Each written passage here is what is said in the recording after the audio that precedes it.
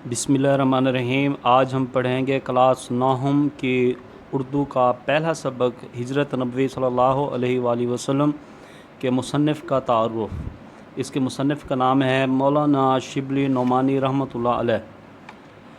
कस्बा बंदोल, ज़िला आज़मगढ़, भारत में 1857 में पैदा हुए। उनके वालिद शेख हबीबुल्लाह वकील थे। शिबली ने भी कुछ दिन वकालत की, फिर अलीगढ़ कॉलेज में फ़ारसी के उस्ताद मुकर्रर हुए। वहाँ उन्हें सर सैयद हाली, मोहसिनुल मलिक और आर्नल्ड की सोहबत से मुस्तफ़ीद होने का मौका मिला। 1892 में आर्नल्ड के साथ शिबली ने मिस्र, शाम, कुस्तुनतुनिया और दूसरे इस्लामी ममालिक का सफ़र किया। सर सैयद की वफ़ात 1898 के बाद अलीगढ़ कॉलेज से इस्तीफ़ा देकर आज़मगढ़ चले गए। फिर हैदराबाद दक्कन के दायरतुल मआरिफ की नज़ामत का ओहदा संभाला। इस दौरान में उनकी कोशिश से लखनऊ में नदवतुल उलमा का क़याम अमल में आया और उनकी आखिर उम्र में आज़मगढ़ में उन्होंने एक अजीम इदारा दारुल मुसन्निफ़ीन कायम किया, जो आज भी काम कर रहा है।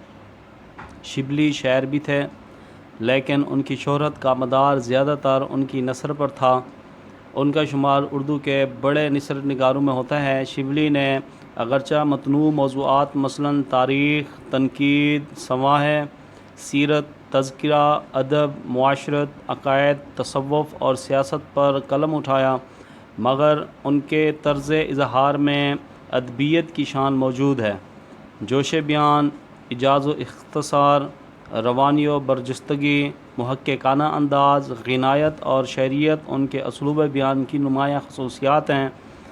शिबली की तमाम अदबी काविशों से क़त्ए नज़र उनका सबसे बड़ा अदबी कारनामा उनका अंदाज़ बयान है। शिबली की मुतअद्दिद तसानीफ़ हैं।